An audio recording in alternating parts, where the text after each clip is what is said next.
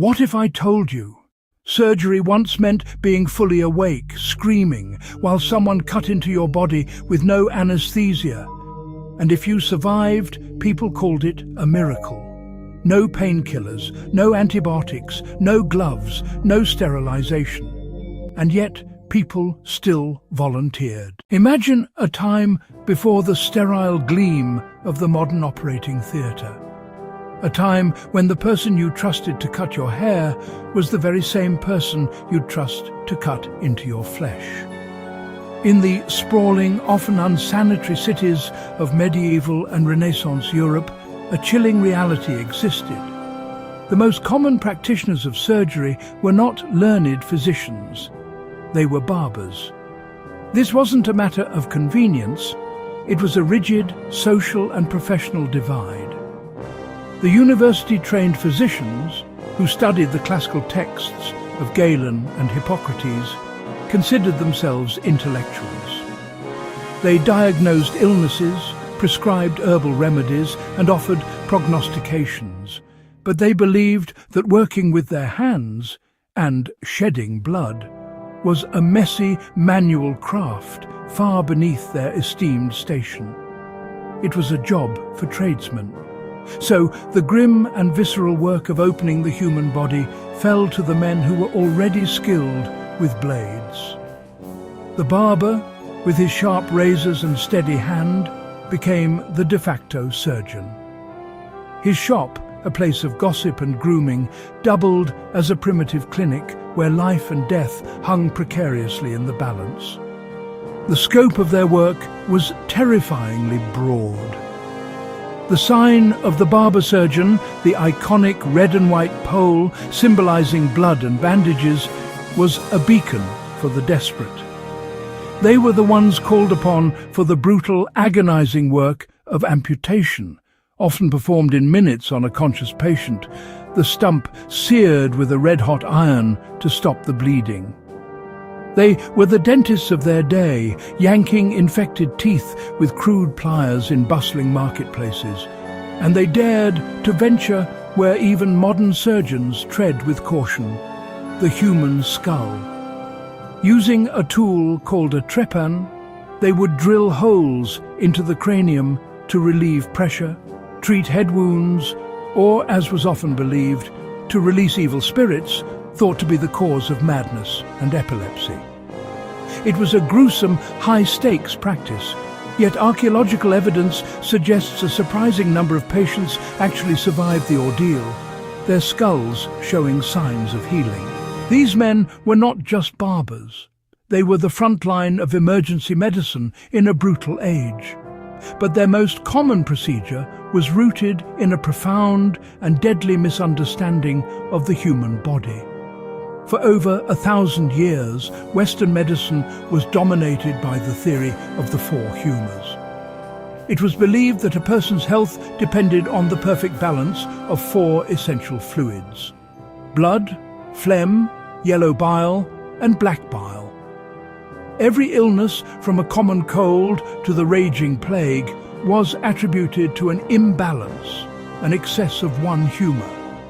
And the most common culprit was believed to be an overabundance of blood, a condition known as plethora. They believed this bad blood was the source of fevers, inflammations, and infections.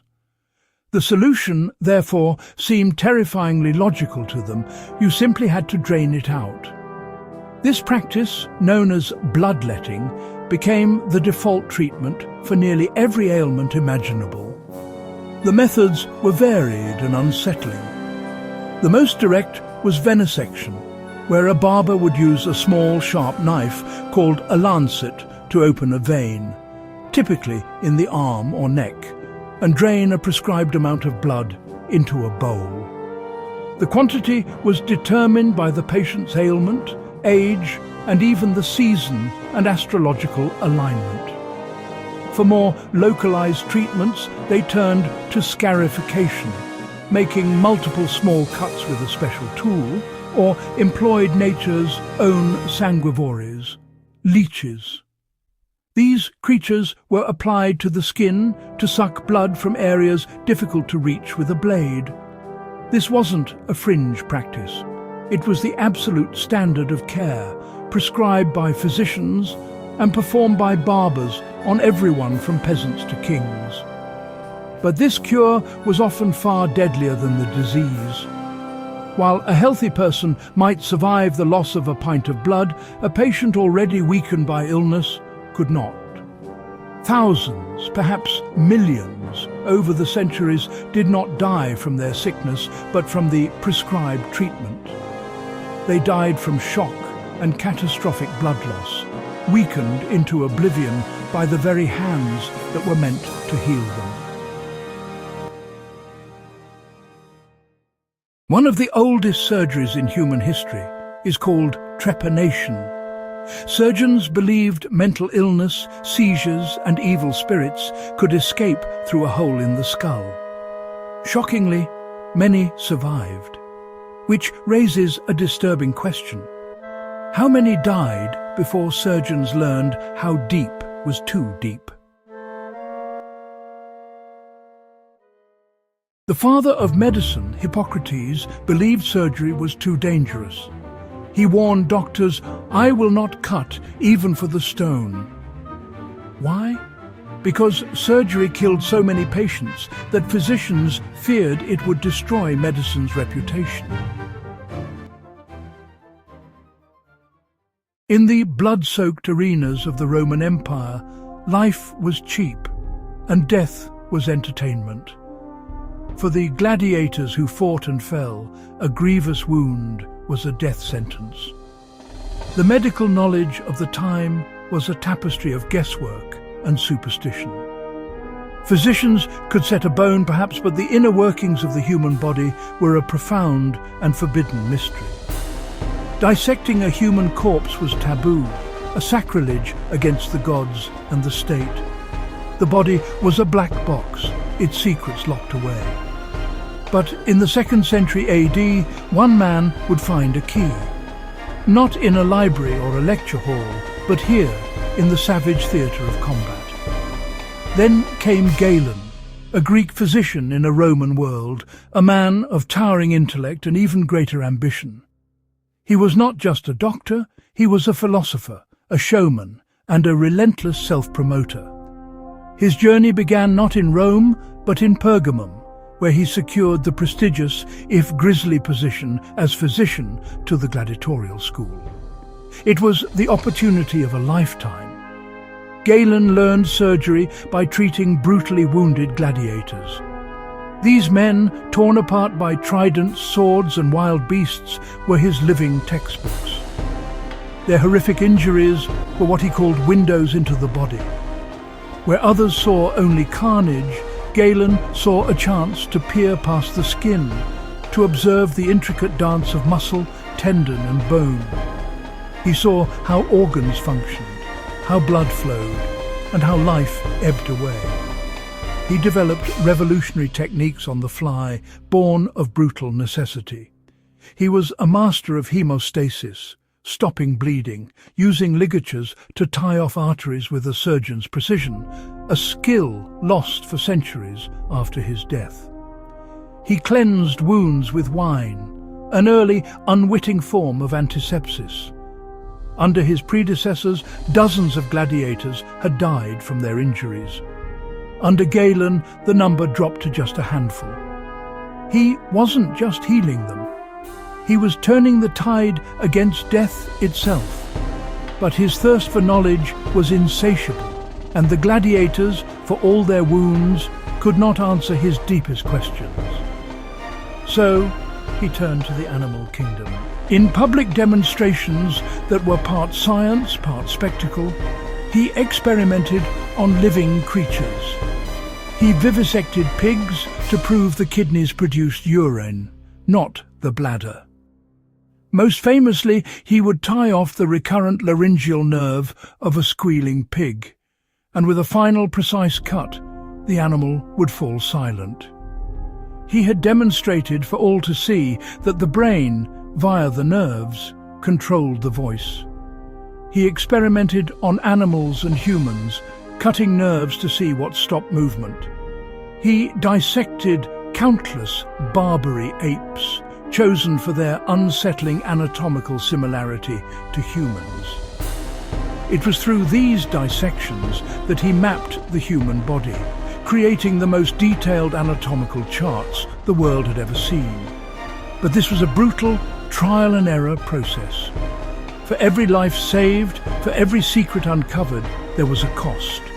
Some lived, many didn't. Each failure was a lesson, each death a data point in his relentless quest for understanding. He was charting the very architecture of life, and the price of that knowledge was paid in blood and suffering.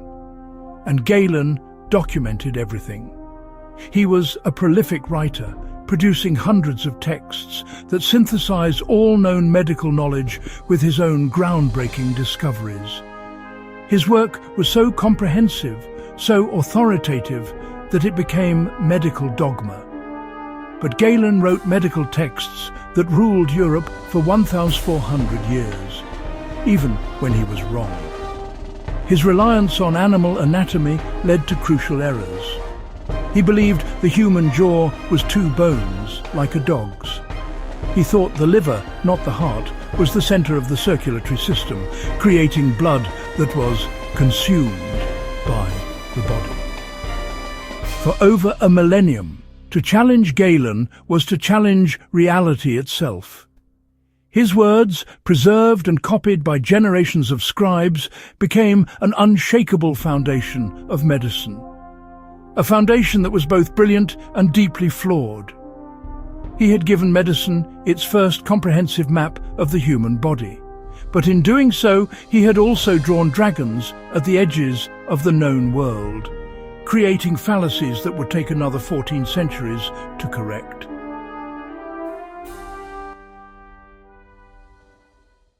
While Europe, for centuries to come, would remain shackled to the dogma of the four humours, bleeding patients to death with unsterilized blades in a desperate attempt to balance imaginary fluids, a world away, ancient India was cultivating something truly revolutionary. In an era where Western medicine was more likely to kill than to cure, a different kind of knowledge was being meticulously recorded. A knowledge that would challenge our entire timeline of medical progress. This wasn't just an alternative approach. It was a quantum leap in human understanding of the body. It was a system built not on superstition, but on observation, practice, and an almost sacred respect for anatomical truth. The center of this world was the ancient city of Kashi, modern-day Varanasi, a bustling hub of learning on the banks of the river Ganges. And it is here, in the cradle of Indian civilization, that we meet a figure so far ahead of his time. He is still referred to as the father of surgery. His name was Sushruta. Writing around 600 BCE, centuries before Hippocrates would earn his title in Greece, he compiled a monumental text, the Sushruta Samhita. This was no mere pamphlet of folk remedies. It was a sprawling, comprehensive encyclopedia of medicine and, most astonishingly, surgery. Within its pages, Sushruta systematically described over 300 distinct surgical procedures and classified over 1,120 diseases. He detailed a staggering array of techniques, from the intricate removal of bladder stones and the careful management of complex fractures, to performing caesarean sections and even a pioneering form of cataract surgery known as couching. His work was a masterclass in holistic care, covering everything from pediatrics and toxicology to ethics and the ideal layout of an operating theatre. He insisted on cleanliness, sharp instruments and a steady hand. Concepts that would be tragically lost to the West for over 2 millennia. To perform these feats, Sushruta didn't rely on brute force. He relied on innovation. He designed or documented the design of 121 different surgical instruments. These included various types of forceps, scalpels, catheters and needles, many of which are eerily similar to those used today. He understood that a surgeon was only as good as his tools, and his were crafted for precision. But his true genius lay in his educational philosophy. He insisted that his students master theory before they ever touched a patient. They practiced their craft relentlessly, making incisions on vegetables and gourds, practicing sutures on lotus stems and leather pouches. He even pioneered the use of dissection on cadavers to teach human anatomy, a practice that would be considered taboo and heretical in Europe for another 2,000 years. This rigorous hands-on training created a lineage of surgeons with unparalleled skill. But among all his contributions, one stands out as so audaciously modern it defies belief, including plastic surgery. In ancient India, amputation of the nose was a common punishment for criminals and prisoners of war. It was a mark of profound shame, a permanent social scar. Sushruta offered a path back to normalcy. He developed a sophisticated technique of rhinoplasty, or nasal reconstruction, that remains the foundation of the procedure to this day. A flap of skin, complete with its underlying tissue, was carefully measured and dissected from the patient's forehead, left attached by a small pedicle to maintain its blood supply. This flap was then rotated downwards, meticulously shaped into a new nose, and sutured into place with delicate horsehair or linen thread. 2 tubes were inserted into the nostrils to allow the patient to breathe as the structure healed. It was an act of incredible surgical artistry, performed without modern anesthesia, without sterile gloves, and without any of the tools we now consider essential. And the success rate? It was high enough that the technique was passed down through generations of Indian practitioners. So high, in fact, that when British surgeons from the East India Company witnessed it being performed in the late 18th century, they were stunned. In 1794, an article published in London's Gentleman's Magazine described the procedure in detail, complete with illustrations. It caused a sensation. Surgeons in Britain, who had no effective method for such reconstructions, began to copy what became known as the Indian flap method. More than 2,000 years after Sushruta had perfected it, the West was finally catching up. This ancient knowledge, preserved on palm leaves and passed down through millennia, became the basis for modern plastic surgery worldwide. It forces us to ask a profound question. If this level of surgical sophistication existed in 600 BCE, what else have we misunderstood about the ancient world? How much knowledge was lost to time, to conquest, to the simple arrogance of later civilizations who believed they knew better? Sushruta's legacy is not just about a single procedure or a book. It is a humbling reminder that the path of progress is not a straight line, and that brilliance can be found in the most unexpected corners of our shared history. No anesthesia meant speed was everything. The fastest surgeons were the most respected. Patients were held down, bit on leather straps, or passed out from shock. Some died from pain alone. Surgeries were often public events. If the patient survived, the surgeon became a legend. If the patient died, the crowd sometimes turned violent. Some surgeons disappeared overnight. Modern surgery exists because ancient surgeons failed repeatedly. Every mistake cost a life. Every success rewrote history. So next time you see an operating room, remember, it was built on blood, screams, and courage most people couldn't survive.